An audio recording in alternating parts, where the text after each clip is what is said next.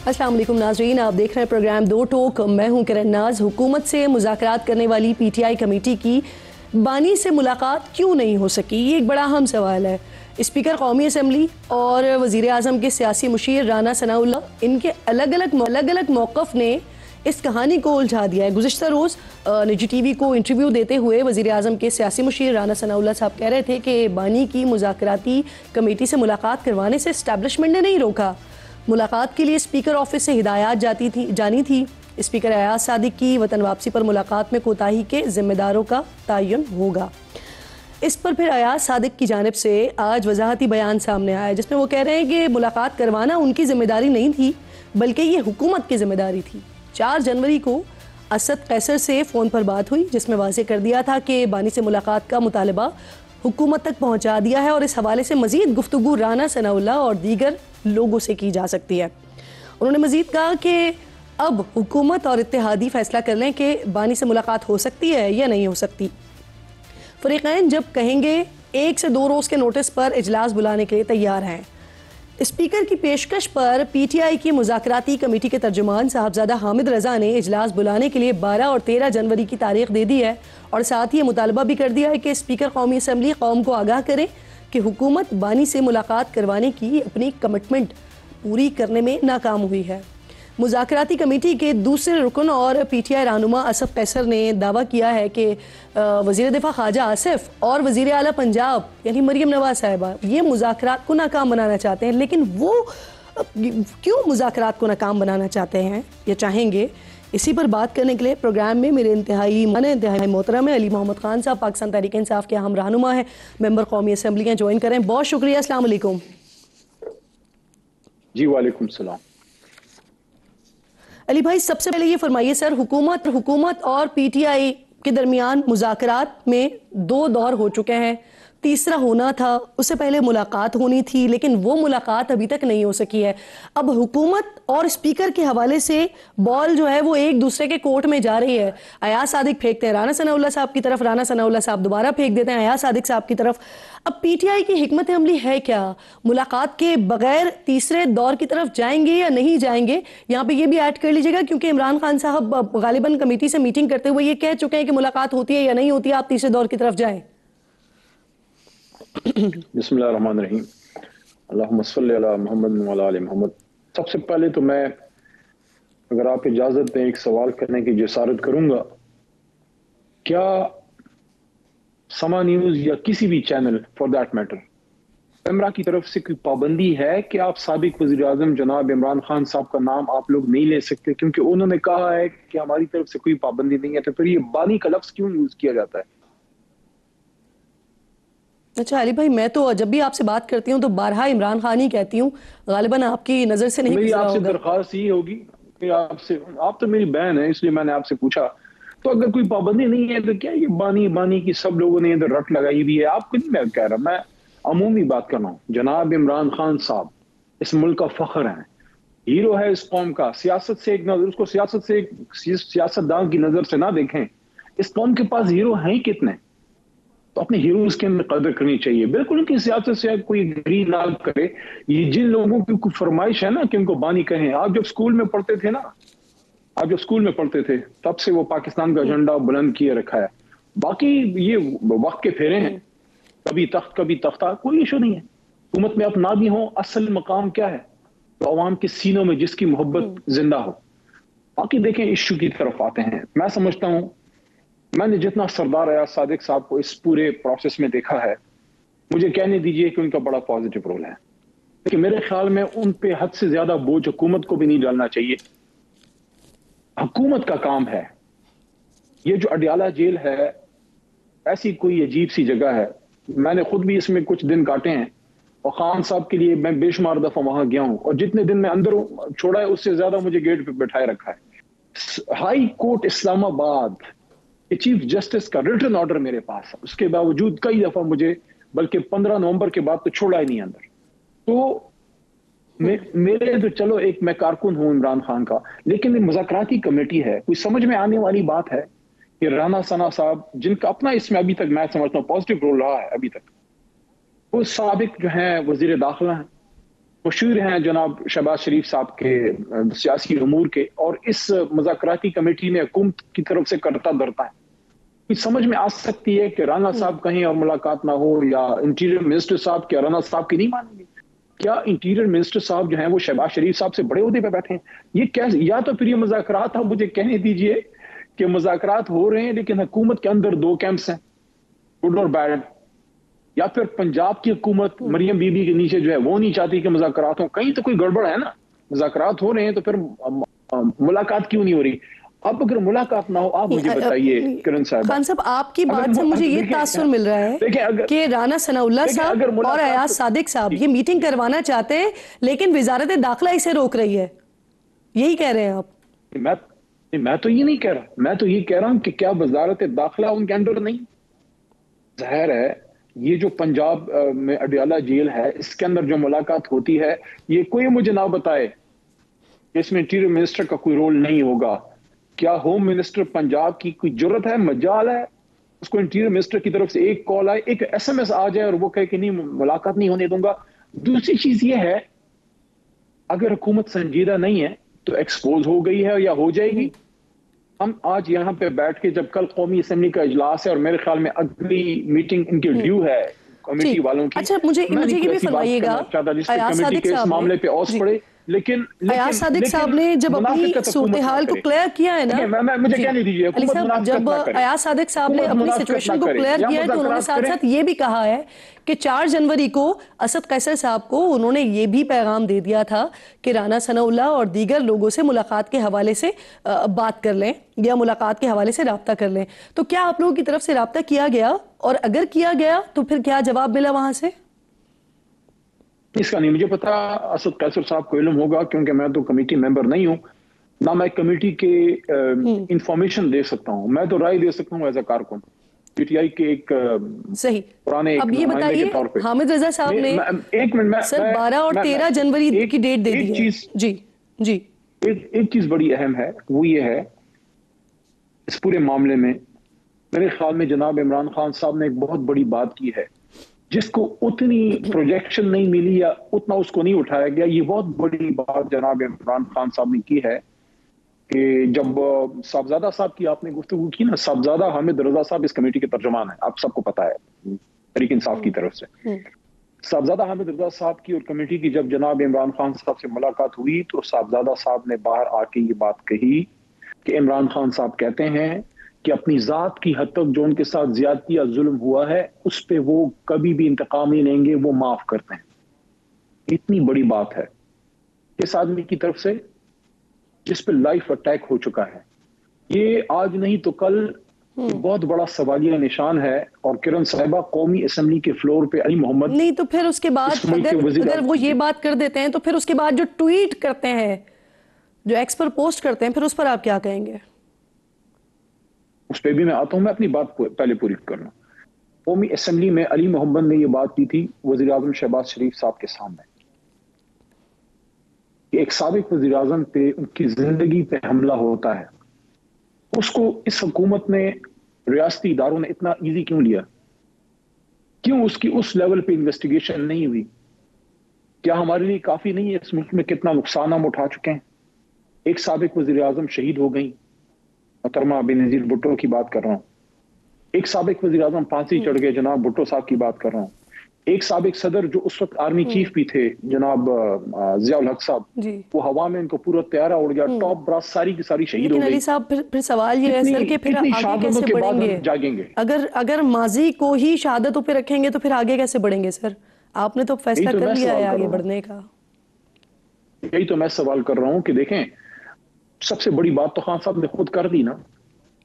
دیکھیں انسان کے لیے سب سے زیادہ امپورٹنٹ کیا ہوتا ہے؟ انسان کی اپنی زندگی ہوتی ہے نا. مطلب اگر آپ آج ہم نہیں ہیں تو آپ اگر نہیں ہو تو آپ کسی اور سے بات کریں گے. میری تو دنیا ختم ہو گئی. اسی لیے پھر میں آپ سے پھر یہی سوال کر رہی تھی نا کہ اگر انہوں نے یہ بات کر دی، انہوں نے یہ کہہ دیا کہ اپنی ذات کی حد تک وہ سب کو معاف کرتے ہیں، وہاں پر وہ بات کرنے کے بعد اگر وہ ایکس پر پوسٹ کرتے ہیں اور جس طرح کی زبان استعمال کرتے ہیں تو پھر وہ ایک بڑا سوالیہ نشان بن جاتا ہے کہ وہ کیسی معافی دے رہے ہیں، وہ کیسا معاف کر رہے ہیں، یا کیسے ماضی کو پس پشت ڈال رہے ہیں. علی صاحب مجھے ساتھ میں استعمال کی ہے، الزام لگائے مجھے بتائیں کیا کہا وزیر اعظم کے لیے انہوں نے جو لفظ استعمال کیے ہیں، تو وزیر اعظم صاحب کی تو یہی، میں تو نہیں استعمال کر سکتا نا وزیر اعظم کے لیے، مملکت کے سربراہ کے لیے میں تو وہ لفظ استعمال نہیں کر سکتی. یہاں دیکھیں، یہاں جو فیکٹس ہے وہ آپ کے سامنے پڑے ہوئے ہیں.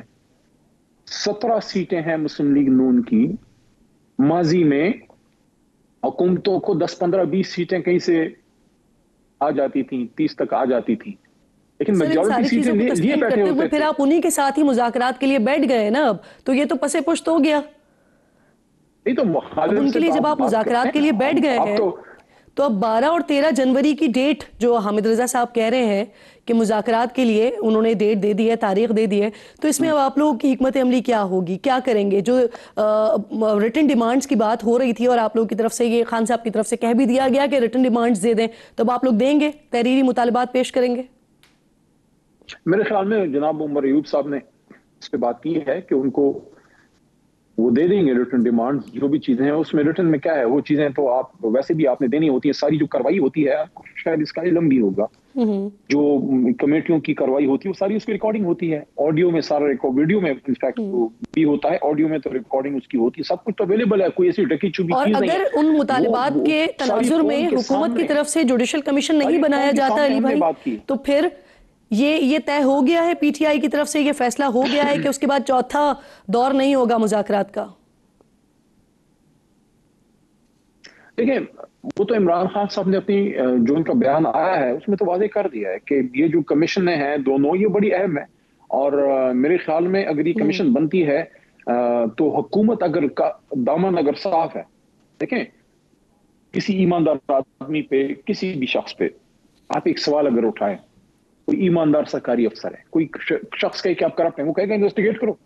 اگر کل کا کرنا ہے آج کرو. اگر حکومت کا دامن صاف ہے، حکومت کو تو خود انیشیٹ کرنا چاہیے.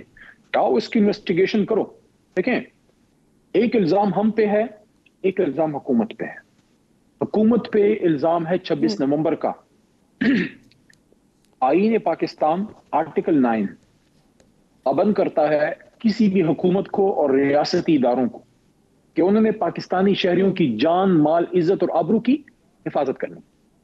اسلام آباد میں گولی چلی اور لوگ شہید ہو گئے، 100 ہوئے، 13 ہوئے، 50 ہوئے، یہ وقت ثابت کرے گا. فی الحال ہمارے پاس 13 کی انفارمیشن ہے، اللہ نہ کرے لیکن شاید یہ بڑھ بھی سکتی. اس کی انویسٹیگیشن ہونی چاہیے. اب الزام کس پہ؟ حکومت پہ. حکومت کو خود انیشیٹ کرنا چاہیے کہ ہمارا دامن صاف ہے، آؤ یہ کمیٹی بناتے ہیں. اور دوسری بات، ہم پہ اگر نہیں ہوتا تو آپ لوگوں کی طرف سے یہ طے شدہ بات ہے کہ آپ لوگ چوتھے دور کی طرف نہیں جائیں گے. ابھی تک تو یہی بات ہے چیئرمین صاحب کی طرف سے، ابھی تک تو یہ بات ہے. اس کے بعد اگر اس میں کوئی چینج آتی ہے وہ چیئرمین صاحب کی طرف سے ہوگی. میرے خیال میں کمیٹی خان صاحب کی ایکسپریس ڈائریکشن کو چینج نہیں کر سکتی. حکومت کو تو میں آپ کو کہہ رہا ہوں بنا دینا چاہیے نا. دیکھیں 26 کا الزام ان پہ، اگر عمران خان دوبارہ اگر کوئی نیا، اگر وہ کوئی نئی ہدایت دے دیتے ہیں پارٹی کو کہ آپ لوگ چوتھے دور کی طرف بھی جا سکتے ہیں، تب یہ ممکن بھی ہو سکتا ہے. مجھے یہ بتائیے کہ آپ لوگوں کی طرف سے کہا جا رہا ہے، مذاکرات کمیٹی کے رکن اسد قیصر صاحب کہہ رہے ہیں کہ 2 لوگ جو ہیں، جی مریم نواز صاحبہ ہو گئی اور اسد قیصر، خواجہ آصف صاحب ہو گئے. یہ دونوں لوگ مذاکرات کی ناکامی چاہتے ہیں یا چاہتے نہیں ہیں کہ مذاکرات کامیاب ہوں؟ جی کر لیں. وہ بچپن میں ہم وہ چھروں والی بندوق سے وہ نشانہ لگاتے تھے مری میں، وہ چھرے ہوتے تھے کچھ 6-7، ہم نے وہ لازمی خرچ کرنے ہوتے تھے. تو آپ نے جو سوال کا ایک سوال نامہ تیار کیا اور مجھے جواب تو دینے میں آپ نے اگلا سوال فوری رپٹ مارنا ہوتا ہے. میں آپ کو یہ عرض کر رہا ہوں کہ اگر ہم نے ان مذاکرات کا کوئی رزلٹ نکالنا ہے، ابھی آپ نے خود پوچھا کہ اگر تیسری ملاقات میں یہ دونوں کمیٹیوں پہ کچھ نہیں ہوتا تو کیا چوتھی ہوگی؟ تو اس کے لیے ضروری ہے کہ یہ جو اللہ کے ولی بیٹھے ہوئے ہیں آپ ان کو الاؤ کرو کہ جا کے عمران خان صاحب سے آپ اجازت تو دو. یہ کیسے مذاکرات ہیں کہ آپ مذاکرات بھی کرنا چاہ رہے ہیں لیکن آپ کریں گے اپنے لیڈر سے آپ نے نہیں ملنا؟ تو بھئی ہمارا لیڈر تو نہ نریندرا مودی ہے، نہ ہمارا لیڈر نیتن یاہو، ہمارا لیڈر تو عمران خان. اب عمران خان سے اگر آپ نے ہم نے نہیں ملنے دینا تو پھر یہ مذاکرات، آپ مجھے بتائیں کیا صاحب زیادہ حامد رضا صاحب، اسد قیصر صاحب یا عمر ایوب صاحب خود سے فیصلے کر سکتے ہیں؟ وہ اپنے لیڈر سے اجازت نہیں، یا اس کو چھوڑیں، کیا رانا ثناء اللہ صاحب یا کمیٹی کے جو اور حکومتی ممبران ہیں وہ شہباز شریف صاحب کی اجازت کے بغیر کوئی فیصلہ کر سکتے ہیں؟ ٹھیک صحیح اور سر یہ جو آپ لوگوں کی طرف سے بات کی جا رہی ہے خواجہ آصف صاحب اور مریم نواز صاحبہ کے لیے کہا جا رہا ہے کہ وہ چاہتے ہیں کہ مذاکرات ناکام ہو جائیں، لیکن مسئلہ یہ ہے سر کہ ان سے زیادہ سخت زبان اگین وہی والی بات کہ آپ لوگوں کی طرف سے استعمال کی جا رہی ہے، اور دونوں سائٹ سے آپ ان کی بھی بات کریں یا آپ کے بھی لوگوں کی بات کی جائے تو دونوں طرف سے جو زبان کا استعمال ہے وہ مذاکرات والا تو نہیں ہے سر۔ نہیں دیکھیں، کوئی ایسا نہیں ہے کہ ہم سارے بہت ہی ضرورت سے زیادہ اچھے بچے بن کے تو بہت ہی پیار محبت شروع کرتے، ایسا نہیں ہے، سخت بات بھی ہوگی، سب کچھ ہوگا۔ یہ کمیٹی کے ممبران کوئی بچے نہیں ہیں، ان کو یہ حل نکالنا چاہیے۔ 25 کروڑ عوام کا مستقبل جو ہے وہ اس طرف دیکھ رہا ہے۔ اور باقی جہاں تک خواجہ صاحب کی بات ہے، وہ میں اکثر بات کر جاتا ہوں، وہ برا مانتے ہیں۔ دیکھیں خدا کا واسطہ ہے اپنی ڈیفینس منسٹری پہ توجہ کیجئے، ہمیں بتائیے ڈیفینس منسٹری کیا کر رہی ہے، آپ کے کارنامے کیا ہیں، سال ہو گیا ہے آپ کی وزارت کو، کبھی ایک پریس کانفرنس اپنی وزارت کے متعلق بھی دے دیں۔ جہاں تک مریم باجی کے تعلق ہے، آپا جی جو ہیں تو پنجاب پہ فوکس کریں ذرا۔ اچھا علی بھائی، ایک آخر میں مجھے یہ بات بتا دیں، کل فواد چودھری صاحب پروگرام میں ساتھ موجود تھے، آپ اپنا تو سب کا علاج کریں نا۔ فواد چودھری صاحب کل فرما رہے تھے پروگرام میں کہ بشرا بی بی صاحبہ جو ہیں ان کو لیڈ کرنا چاہیے، کیونکہ سب سے بڑا جو ہے مذاکرات میں جو اسٹیک ہے وہ انہی کا ہی ہے، تو آپ سمجھتے ہیں کرنا چاہیے، ان کو لیڈ کرنا چاہیے، اتفاق کرتے ہیں ان کی بات سے؟ نہیں، میرے خیال میں خان صاحب نے خود ان کے بارے میں بات کی ہے، اور وہ صرف اپنے شوہر ہیں، ان کی رہائی کے لیے انٹرسٹڈ ہیں۔ میرا نہیں خیال ان کی پولیٹیکل ایسپریشنز ہیں۔ تو فواد صاحب کو میرے خیال میں نہیں سمجھتا کہ اس طرح کی کوئی بات مناسب ہوگی۔ یہ فیصلہ خان صاحب کا ہے، خان صاحب جو مناسب سمجھیں گے وہ فیصلہ کریں گے۔ تو اگر وہ خود ہی ان کی کوئی پولیٹیکل گولز اور پولیٹیکل ایسپریشنز نہیں ہیں تو گھریلو خاتون ہیں، باپردہ خاتون ہیں، ان کے بارے میں ایسی بات کرنا ہی مناسب نہیں میرے خیال میں۔ صحیح بہت بہت شکریہ آپ کا۔ علی محمد پروگرام میں ساتھ موجود ہیں، ہم گفتگو کر رہے تھے جو اس وقت پولیٹیکل حالات پاکستان میں چل رہے ہیں اس پر بات ہو رہی تھی، پاکستان تحریک انصاف کا اگلا موو کیا ہوگا اس پر بھی کھل کر بتا رہے تھے۔ اب ذرا آگے بڑھتے ہیں۔ اس وقت جو ہے پاکستان میں جو کچھ ہو رہا ہے ناظرین، تعلیم انسان میں شعور پیدا کرتی ہے، آدمی کو انسان بناتی ہے، انسان کو سوچنے کے نئے زاویے دیتی ہے۔ پڑھے لکھے افراد معاشرے کی ترقی اور خوشحالی کا ضامن ہوتے ہیں، جو مسائل کا بہترین حل پیش کرنے کی صلاحیت سے مالا مال ہوتے ہیں۔ تعلیم کی اسی اہمیت کے حوالے سے پاکستان میں 2 روزہ عالمی کانفرنس اس وقت ہو رہی ہے، جس کا مرکزی جو نقطہ ہے وہ مسلم معاشروں میں لڑکیوں کی تعلیم، چیلنجز اور مواقع ہیں۔ اور اس کانفرنس میں شرکت کے لیے ملالہ یوسفزئی بھی پاکستان آئی ہیں۔ وزیر اعظم شہباز شریف نے کانفرنس سے خطاب کیا، کہا کہ لڑکیوں کی تعلیم موجودہ وقت کا بڑا اہم چیلنج ہے، جس سے نمٹنے کے لیے بڑے پیمانے پر کام کرنے کی ضرورت ہے۔ The challenges we face in Pakistan in terms of promoting education amongst girls is a very big challenge. 22.8 million children as we speak are still out of school, and majority of them are girls, while all provinces Pakistan and other areas of Pakistan are doing their best to enroll more children in the schools, but for a variety of reasons it is a challenge, especially to enroll our girls. So I think today's conference would go a long way in putting our act together and jointly making an effort to promote education. ناظرین، عالمی سربراہی اجلاس میں مسلم اکثریتی ممالک کے تعلیمی رہنما ایک چھت تلے جمع ہوئے، لیکن ہمارا پڑوسی ملک افغانستان دعوت کے باوجود اس کانفرنس میں نہیں آیا۔ یاد دلا دوں آپ کو کہ افغانستان دنیا کا وہ واحد ملک ہے جہاں لڑکیوں کے اسکول جانے پر پابندی ہے۔ 2021 میں اقتدار حاصل کرنے کے بعد افغان طالبان کی حکومت نے ملک میں لڑکیوں کی تعلیم پر باقاعدہ پابندیاں عائد کر دی تھیں، اور اس پابندی کو ختم کرنے کے لیے اقوام متحدہ، عالمی تنظیمیں اور بیشتر ممالک افغانستان سے مطالبہ کر رہے ہیں، لیکن طالبان حکومت اس انسانی بنیادی حق کو دینے سے مسلسل انکاری ہے۔ افغان طالبان کی لڑکیوں کی تعلیم پر پابندی کی وجہ سے انگلینڈ اور جنوبی افریقہ کے حکام اگلے ماہ پاکستان میں ہونے والی چیمپئنز ٹرافی میں اپنی ٹیمز پر افغانستان کے ساتھ میچز کے بوائیکاٹ کے لیے زور ڈال رہے ہیں۔ اب اس کانفرنس میں نہ آنا یہ بھی واضح پیغام ہے کہ افغان طالبان افغانستان میں لڑکیوں کو تعلیم حاصل کرنے کی اجازت دینے کے لیے کسی طور پر تیار نہیں ہے۔ ایسی سوچ کی جس قدر مذمت کی جائے کم ہے۔ ایسا کرنا افغان خواتین کو ان کے پیدائشی حق سے محروم رکھنا ہے، اور یہ اسلامی تعلیمات کی بھی نفی ہے۔ قرآن پاک میں متعدد مقامات پر اہل ایمان کو علم حاصل کرنے کا حکم دیا گیا ہے، اور جو اسلام کی ابتدا ہوتی ہے نا وہ بھی علم سے ہی ہوتی ہے۔ جب غار حرا میں آقا علیہ السلام پر سب سے پہلی وحی نازل ہوئی تھی کہ اقرا بسم ربک الذی خلق، پڑھو اپنے رب کے نام سے جس نے پیدا کیا ہے۔ تاریخ اسلام گواہ ہے ناظرین کہ خواتین نے ہر میدان میں اپنا کردار ادا کیا، اور ایسا کردار ادا کیا کہ اسلامی معاشرہ، تاریخ اسلام ان کے بغیر پھر مکمل نہیں ہوتی۔ کیا میری اور آپ کی والدہ اما عائشہ صدیقہ رضی اللہ تعالیٰ عنہ مفسرہ نہیں تھی، محدثہ نہیں تھی، حافظہ نہیں تھی، قاریہ نہیں تھی، ادیبہ نہیں تھی، معلمہ نہیں تھی، فقیہ نہیں تھی؟ کیا آپ اور میرے محبوب آقا علیہ السلام، آقا دو جہاں بدترین زوجہ اما خدیجہ الکبریٰ رضی اللہ تعالیٰ عنہ مکہ مکرمہ کی کامیاب ترین تاجر نہیں تھی؟ بلکہ میں تو یہاں ایک اور منافقانہ رویے کو بھی سامنے لانا چاہتی ہوں کہ جو لوگ اپنی بیٹیوں کو پڑھنے سے روکتے ہیں، انہیں اسپتال میں ڈاکٹر لیڈی چاہیے ہوتی ہے، جو خواتین کو پردہ کر کے بھی نوکری سے روکتے ہیں، انہیں اسکول میں بچیوں کے لیے خاتون ٹیچر چاہیے ہوتی ہے، ایسی سینکڑوں مثالیں ہمارے سامنے موجود ہیں، مزید دے سکتی ہوں۔ لیکن یہاں میں ذرا افغان طالبان جاگیرداروں، وڈیروں، سرداروں سے مخاطب ہوں کہ اگر مسئلہ اپنی کھوکھلی انا کا ہو، اپنی خود ساختہ روایات کا ہو، تو اسے اسلام یا دین کے پردے میں پیش نہ کیا کریں۔ کچھ بات اب ذرا ناظرین پاکستان میں جو نظام تعلیم ہے اس کی بھی کرتی چلوں کہ دنیا میں ترقی کے لیے اور بہتر معاشرہ بنانے کے لیے صرف تعلیم ہی نہیں بلکہ معیاری تعلیم کی ضرورت ہوتی ہے۔ تعلیمی نظام کا جدید تقاضوں کے ساتھ ہم آہنگ ہونا ہے، اور سب کے لیے اس نظام میں یکساں مواقع میسر ہونا بھی اتنا ہی امپورٹنٹ ہے۔ اب اعداد و شمار دیکھیے، 26 بلین سے زائد بچے ہیں اسکول سے باہر ہیں۔ دنیا میں یہ اسکول نہ جانے والے بچوں کی سب سے زیادہ تعداد ہے۔ خود وزارت منصوبہ بندی نے چند ماہ پہلے ایک رپورٹ جاری کی جس میں تسلیم کیا کہ پاکستان کا جو مجموعی معیار تعلیم ہے وہ کم ہے۔ اسی رپورٹ میں پھر یہ انکشاف ہوا کہ پاکستان کے 77 اضلاع انتہائی کم تعلیمی کارکردگی والے اضلاع ہیں۔ اسلام آباد کے علاوہ پاکستان کے 134 اضلاع میں سے کوئی ضلع ہائی پرفارمنس میں شامل نہیں ہے۔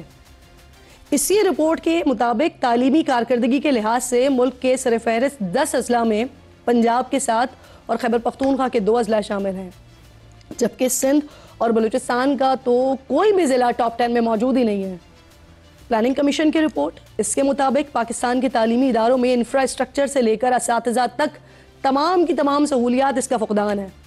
2022 کی یونیسیف کی رپورٹ اس کے مطابق پاکستان میں 2 کروڑ 28 لاکھ بچے اسکول سے باہر ہیں، جن میں 53% لڑکیاں ہیں، 47% لڑکے ہیں۔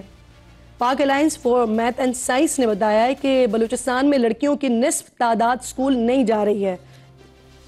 چند مہینے پہلے وزارت تعلیم کی رپورٹ میں یہ بتایا گیا تھا کہ ملک بھر میں 2 کروڑ 62 لاکھ 6,520 بچے ہیں جو اسکول سے باہر ہیں۔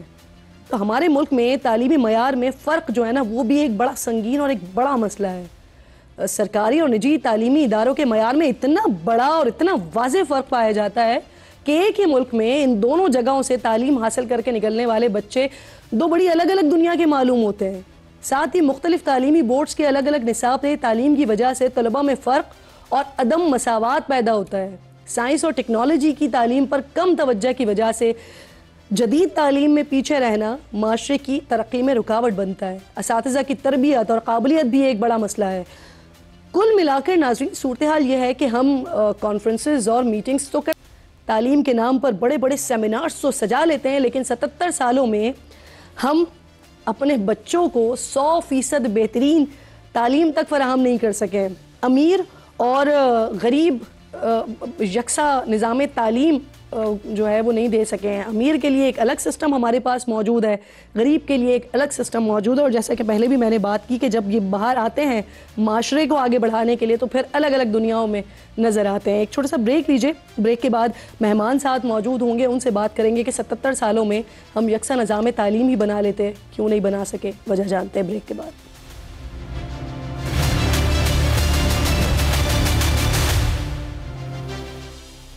پروگرام میں ایک بار پھر آپ کو خوش آمدید کہتی ہوں۔ کیا امریکہ اور اسرائیل دنیا کو تباہی کے دہانے پر لے جانے پر تلے ہوئے ہیں؟ کیا یہ دونوں ممالک دنیا کے امن کو تار تار کرنے کا ارادہ رکھتے ہیں؟ یہ سوالات ٹرمپ اور نیتن یاہو کے دنیا پر قبضے کے انتہا پسندانہ خواب کو حقیقت بنانے کی جنون کے ساتھ تیزی سے سر اٹھا رہے ہیں۔ ایک وائٹ ہاؤس میں آنے سے پہلے ہی اپنے خطرناک عزائم کا بلا جھجک اور خوف اعلان کر رہا ہے، تو دوسرا مظلوم مسلمانوں کا خون ناحق بہا کر ان کی قبروں پر اپنی سلطنت کھڑی کرنے کا ناپاک منصوبہ بتا رہا ہے۔ کچھ دن پہلے اسرائیل کے سرکاری سوشل میڈیا اکاؤنٹ سے گریٹر اسرائیل کا ایک متنازع نقشہ جاری کیا، جس میں دعویٰ کیا گیا کہ فلسطین، اردن، شام اور لیبنان کے کچھ حصے اسرائیل کا حصہ ہیں۔ حیوانوں سے بھی بدتر اسرائیل کی مشرق وسطیٰ میں اپنی ناپاک اور ناجائز ریاست قائم کرنے کی یہ کوئی پہلی خواہش تو ہے نہیں۔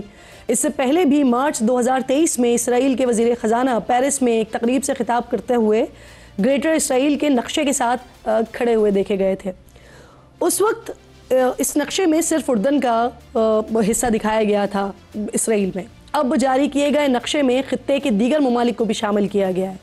گریٹر اسرائیل کے اس خوفناک اور خونخوار اسرائیلی منصوبے اور خواہش کی مذمت کرتے ہوئے سعودی عرب، متحدہ عرب امارات، اردن اور فلسطین نے اس نقشے کو مسترد کیا ہے۔ اب یہاں جو امپورٹنٹ بات ہے نا وہ یہ ہے کہ اسرائیل کی طرف سے یہ نقشہ ایک ایسے وقت پر شائع کیا گیا ہے جب اسرائیلی حکومت میں شامل انتہا پسند سوچ کے حامل وزراء مقبوضہ مغربی کنارے کے فلسطینی علاقوں اور غزہ پٹی میں دوبارہ اسرائیلی بستیوں کی تعمیر کی باتیں کر رہے ہیں۔ دوسری طرف ناظرین، اسی دوران غیر متوقع، شدت پسند اور ضدی شخصیت کے حامل ڈونلڈ ٹرمپ امریکہ کے صدر منتخب ہو چکے ہیں، جو اسرائیل کے سب سے بڑے حامی سمجھے جاتے ہیں، اور اسرائیل میں دائیں بازو کے حلقے ڈونلڈ ٹرمپ کی واپسی پر بڑے پرجوش بھی ہیں، بڑے خوش بھی ہیں۔ یہ پرجوشی اور خوشی ایسے ہی تو نہیں تھی۔ ٹرمپ نے بھی صدارت کا عہدہ سنبھالنے سے پہلے ہی اپنی متوقع کیبنٹ میں اسرائیل اور صہیونیت کے حامیوں کو نہ صرف شامل کرنا شروع کر دیا ہے بلکہ انہیں اہم ذمہ داریاں بھی سونپ رہے ہیں۔ ڈونلڈ ٹرمپ نے غزہ جنگ روکنے کے مخالف اور اسرائیلی حامی مارکو روبیو کو وزیر خارجہ اور اسرائیلی قبضے کے حامی مائک حکابی کو اسرائیل میں نیا امریکی سفیر نامزد کیا ہے۔ صرف یہی نہیں ہے، غزہ میں معصوم فلسطینیوں کی اسرائیل کے ہاتھوں شہادت کی مذمت سے انکار کرنے اور اس سے یہود دشمنی قرار دینے والی ایلس اسٹیفنک کو اقوام متحدہ میں امریکی سفیر نامزد کیا ہے۔ ٹرمپ جو مسلمان دشمنی کے لیے پہلے ہی بڑی شہرت رکھتے ہیں، ان کے آنے کے بعد گریٹر اسرائیل کے اسرائیلی خواب کو یقیناً تقویت مل رہی ہوگی، کیونکہ ڈونلڈ ٹرمپ کے وائٹ ہاؤس کے مکین بننے کے دن جتنے قریب آ رہے ہیں وہ بھی امریکہ فرسٹ کا نعرہ لگانے کے ساتھ ساتھ اب گریٹر امریکہ کا اعلان بھی کرنا شروع ہو چکے ہیں۔ پہلے ٹرمپ نے ڈنمارک کے زیر کنٹرول جزیرے گرین لینڈ اور پاناما کینال پر قبضے کی بات کی، پھر انہوں نے کینیڈا کو امریکہ میں شامل کرنے کی نہ صرف بات کی بلکہ اسے 51ویں امریکی ریاست بنانے کی خواہش کا اظہار کرتے ہوئے سوشل میڈیا پر ایک ایسے امریکی نقشے کی تصویر شیئر کی جس میں کینیڈا کو امریکہ میں ملا کر ایک ملک دکھایا گیا تھا۔ ٹرمپ کی گریٹر امریکہ کی خواہش صرف یہیں تک محدود نہیں رہی، انہوں نے خلیج میکسیکو کا نام بدل کر اسے خلیج امریکہ کرنے کی خواہش کا اظہار بھی کر ڈالا، جسے 4 صدیوں سے گلف آف میکسیکو ہی پکارا جا رہا ہے۔ گریٹر امریکہ کی اپنی خواہش کا جواز پیش کرتے ہوئے ڈونلڈ ٹرمپ نے اسے امریکہ کے اقتصادی تحفظ کی ضرورت قرار دیا۔ اب سوال یہاں پر یہ ہے کہ کیا گرین لینڈ پر ٹرمپ کی نظروں کی وجہ واقعی سیکیورٹی ہے یا پھر قیمتی معدنیات ہے؟ کیا روس اور چین کو پیچھے دھکیلنے کے لیے امریکہ گرین لینڈ حاصل کرنا چاہتا ہے؟ کینیڈا کو امریکی ریاست بنانے کی بات کرنے کے پیچھے ٹرمپ کی اصل جو ٹارگٹ ہے ان کا وہ ہے کیا؟ پروگرام میں اس پر بات کرنے کی چیمہ صاحب مجھے جوائن کر رہے ہیں جو کہ ماہر ہیں بین الاقوامی امور کے۔ میں آپ کی شکر گزار ہوں سر، یہ امریکی صدر 20 جنوری کو اپنا عہدہ سنبھال لیں گے، لیکن اس سے پہلے ہی انہوں نے Canada, Greenland, Mexico, Panama اس کے حوالے سے جو ان کا تسلط وہ اپنا بنانا چاہتے ہیں یا اپنی توسیع پسندانہ عزائم ہے اس کا کھل کر اظہار کر رہے ہیں۔ کیا اثرات دیکھ رہے ہیں آپ اس کے عالمی سطح پر اور وجہ کیا سمجھتے ہیں اس کی؟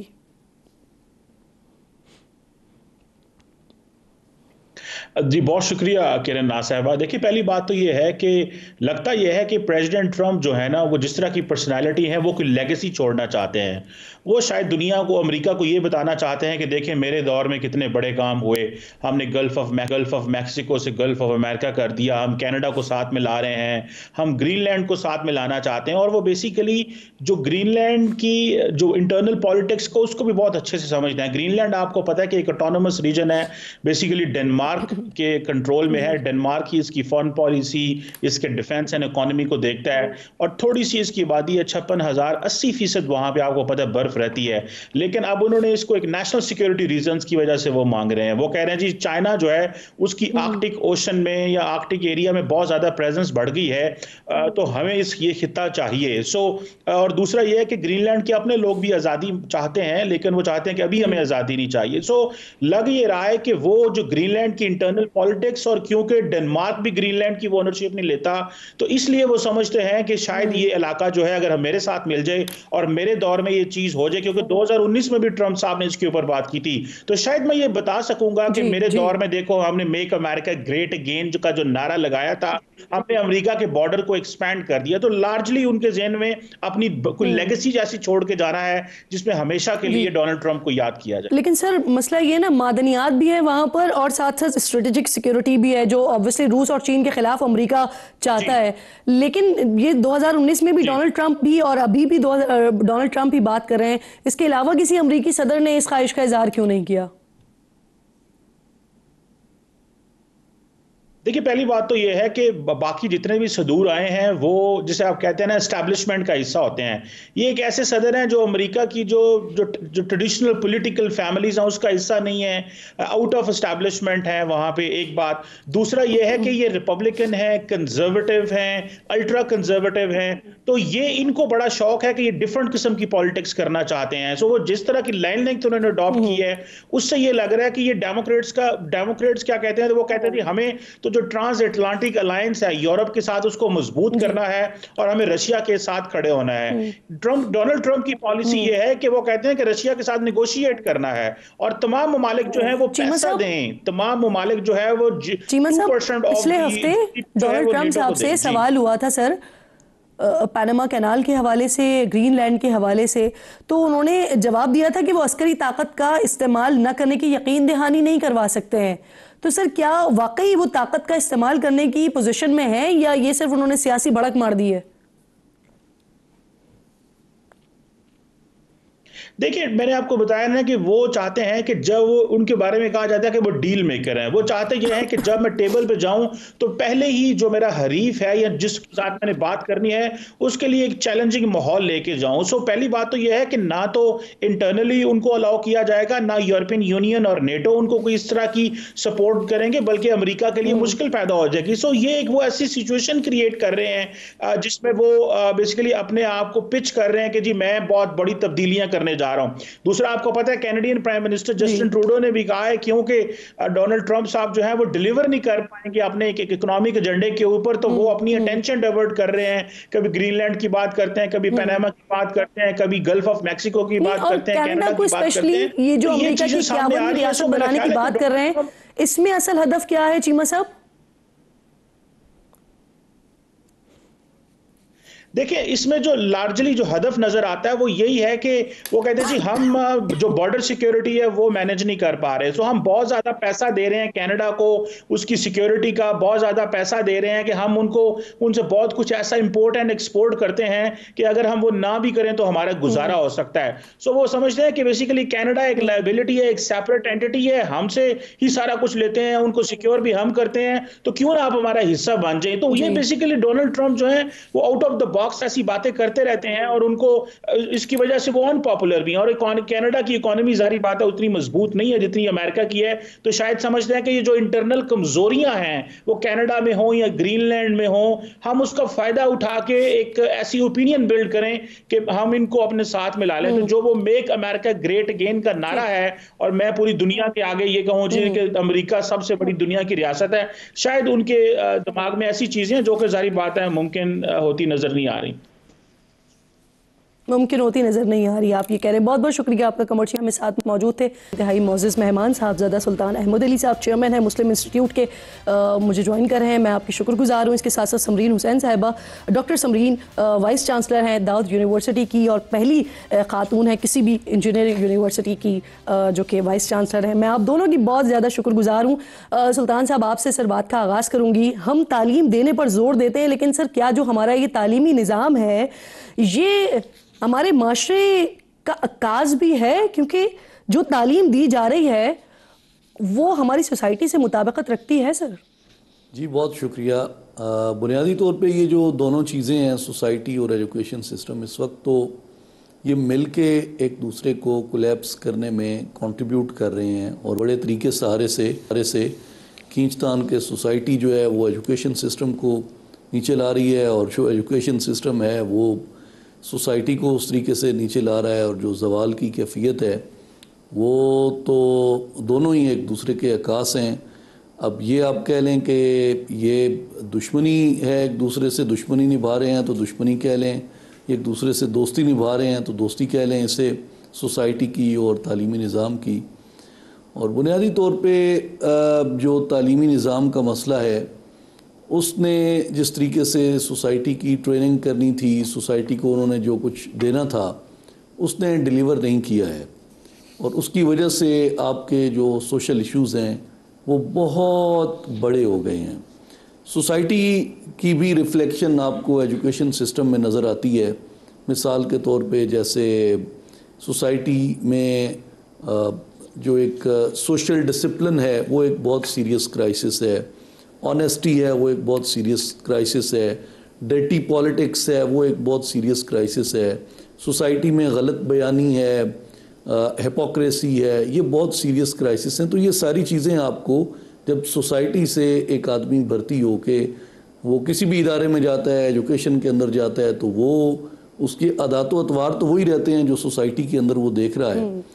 تو ہر چیز کا چیزوں کو خراب کرنے میں ایک کنٹریبیوشن ہے. لیکن تعلیمی نظام پہ عام طور پہ یعنی جو تعلیم یافتہ لوگ ہیں یا اہل بصیرت ہیں وہ یہ کہتے ہیں کہ تعلیمی نظام اگر اچھا ہو تو سوسائٹی کو کنٹرول کر سکتا ہے، سوسائٹی کی خرابیوں کو دور کر سکتا ہے، یا کم از کم اس میں اتنی صلاحیت ضرور ہوتی ہے کہ کچھ بڑے ایشوز کو وہ کنٹرول کرنے میں مدد کر سکتا ہے. مثال کے طور پہ میں جو ایک عرض اس میں خاص طور پہ کرنا چاہتا ہوں وہ یہ ہے کہ آپ کی سوسائٹی میں جو collapse of scientific approach and culture of logic کا جو کولیپس ہے یہ آپ کے ایجوکیشن سسٹم کی سب سے بڑی ناکامی ہے. آپ کی سوسائٹی کی، ہماری سوسائٹی کی جس میں ہم رہتے ہیں، بالکل نان سائنٹیفک اپروچ ہے اور لاجک اور ریشنیلٹی اس میں کسی جگہ پریویل نہیں کرتی، کسی جگہ اس میں پریویل نہیں کرتی. تو اس وجہ سے بڑے بڑے ایشوز جو ہیں وہ پیدا ہو رہے ہیں سیاست کے اندر، معیشت کے اندر، آپ کی سوشولوجیکل آپ کے جتنے سٹرکچرز ہیں ان کے اندر بہت سیریس ایشوز پیدا ہو رہے ہیں. علم کی دنیا میں آپ کی جو دینی تعلیم ہے وہ اس سے بہت متاثر ہو رہی ہے. لیکن سلطان صاحب یہاں پر سر اچھمبے کی بات یہ ہے نا کہ پورے پاکستان کے لیے 24 کروڑ کی آبادی ہے، اور اگر میں تمام کو بھی کیلکولیٹ کر لیتی ہوں، اسکول ہو گئے، مدارس ہو گئے، یا ٹیکنیکل انسٹیٹیوٹ ہو گئے، کالج ہو گئے، یونیورسٹیز ہو گئی، یہ سارے ملا کر بھی 3 لاکھ کی تعداد ہے، تو یہ 24 کروڑ کے لیے کافی ہے؟ جی میں اس پہ ایک تو یہ عرض کرنا چاہوں گا کہ آبادی 24 کروڑ اور ادارے جو ہیں وہ 3 لاکھ. تو میرا خیال یہ ہے کہ یہ دونوں فگرز جو ہیں یہ تھوڑے ریکنفرم کرنے والے ہیں. پہلی بات تو یہ ہے کہ کیا آبادی واقعی 24 کروڑ ہے، جو کہ میرا نہیں خیال، میرا خیال ہے اس سے بہت زیادہ ہوگی. اور کیا ادارے واقعی 3 لاکھ ہیں؟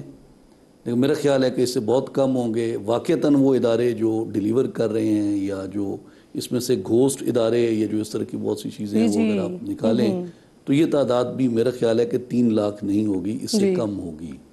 اور آبادی جو ہے وہ بھی اس سے زیادہ ہوگی. یہ اس سے زیادہ بڑا کرائسس ہوگا میرے خیال میں.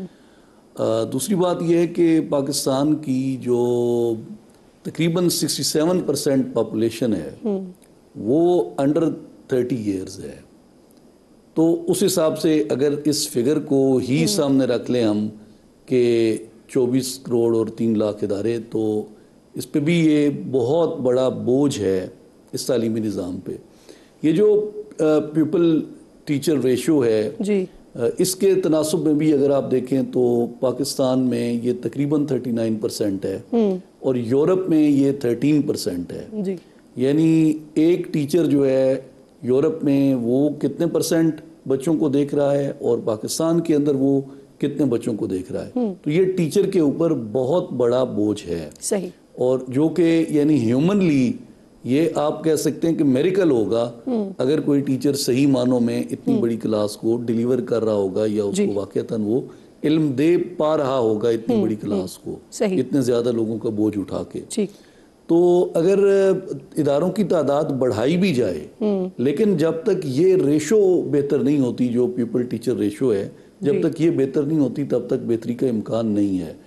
اور یہ بہتری نہیں لائی جا سکتی جب تک اسپیشلی فیس کم کر کے, جب تک کہ اس کو مکمل طور پہ سرکاری سرپرستی حاصل نہ ہو, جب تک کہ ہماری جو پروونشل یا فیڈرل یا جو بھی ہماری بجٹنگ ہے اس میں ایجوکیشن بجٹ کے اندر اضافہ نہیں ہوتا, اور جب تک نئے کوالیفائیڈ بہترین ٹیچر اس میں بھرتی نہیں کیے جاتے, تو میرا نہیں خیال کہ صرف تعداد بڑھانے سے کوئی چینج آ سکتا ہے. بالکل ٹھیک. ڈاکٹر صاحبہ, اس وقت جو کانفرنس ہو رہی ہے خواتین کی تعلیم کے حوالے سے ہو رہی ہے, لیکن یہاں پر ہم دیکھتے ہیں کہ باقی اسلامی ممالک وہاں سے لوگ آتے ہیں, لیکن ہمارا پڑوسی, ہمارا ہمسایہ افغانستان نہیں آتا. وہاں پر جو رجیم چینج ہوئی اس کے بعد سچویشن یہ ہوئی کہ خواتین کی تعلیم پر بھی, خواتین کے کام کرنے پر بھی پابندیاں لگا دی گئیں.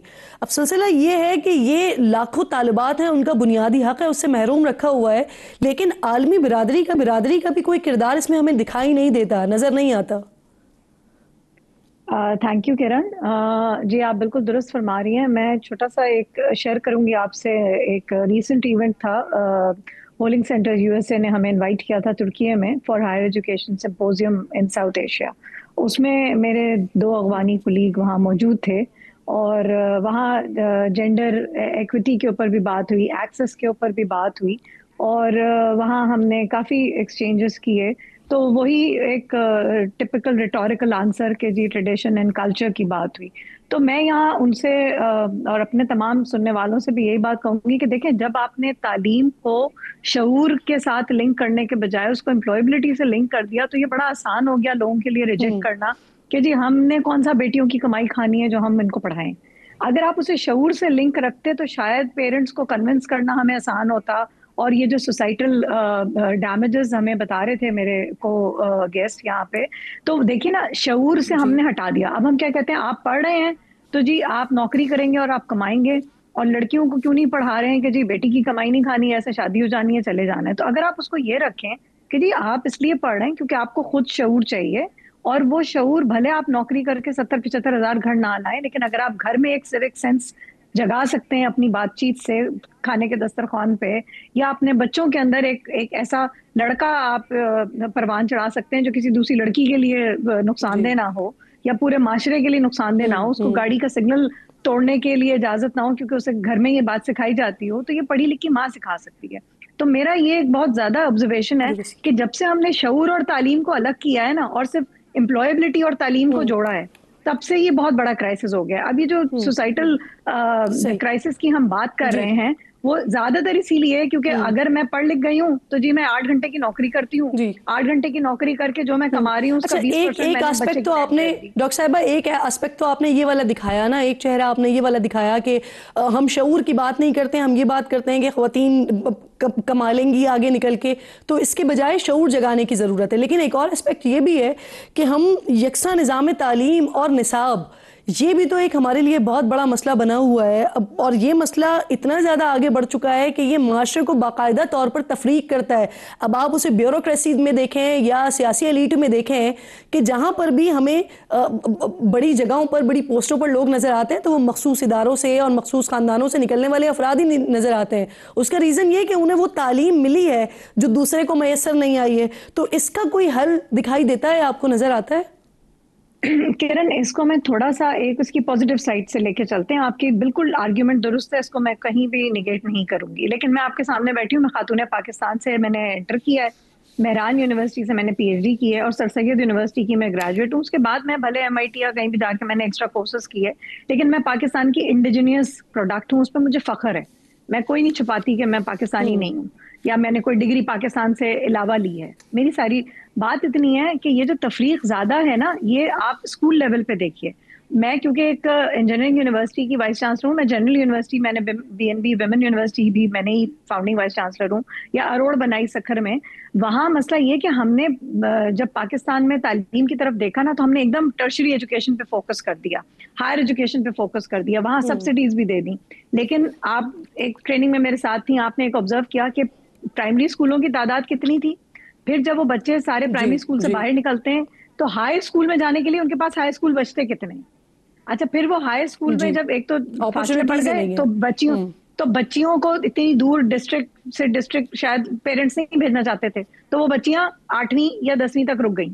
وہ 12ویں تک اس لیے نہیں گئیں کہ پیرنٹس نہیں چاہتے تھے، وہ راستے اتنے لمبے چوڑے ہو گئے کہ وہ بچیاں محفوظ ان کو نہیں محفوظ لگ رہی تھیں پیرنٹس کو.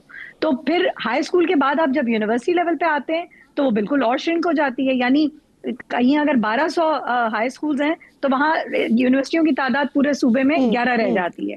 اچھا میں آپ کو ایک اور بھی بات بتاتی چلوں، دیکھیں ہمیں جو ایچری مل رہی ہے نا، جو ہائی اسکول کا، میری یونیورسٹی میں 1500 سیٹیں ہیں، 1500 میں سے 1100 بھری ہیں، 400 خالی ہیں کیونکہ میرٹ پہ بچے نہیں آ پائے. تو نیچے سے اگر تعلیم کا معیار آپ نہیں بڑھائیں گے اور خالی سارا بوجھ یونیورسٹیز پہ ڈال کے کہیں گے کہ ہم اچھا گریجویٹ پروڈیوس کر دیں، تو یہ ممکن نہیں ہوگا. ہمیں ڈاٹس کنیکٹ کرنے پڑیں گے. ٹھیک، صحیح. بہت بہت شکریہ آپ کا. ڈاکٹر سمریبا ساتھ موجود تھیں، اس کے ساتھ ساتھ صاحبزادہ سلطان احمد علی صاحب ساتھ موجود تھے. امپورٹنٹ گفتگو ہو رہی تھی اور یہ بات صحیح ہے کہ یکساں نظام تعلیم کے لیے آپ کو بالکل پرائمری لیول سے معاملات کو دیکھنا ہوگا، توجہ دینی ہوگی، اور اس کے بعد ہی شاید وہ 2 نہیں 1 پاکستان کا جو نعرہ ہم لگاتے ہیں وہ شاید شرمندہ تعبیر ہو سکے گا. بہت شکریہ، آپ دونوں معزز مہمان پروگرام میں ساتھ موجود ہیں. وقت ختم ہو گیا، انشاءاللہ ناظرین سے ملاقات ہوگی کل. اپنا اور اپنے ملک کا خاص خیال رکھیے. فلسطین کو اپنی دعاؤں میں یاد رکھیے. اللہ نگہبان.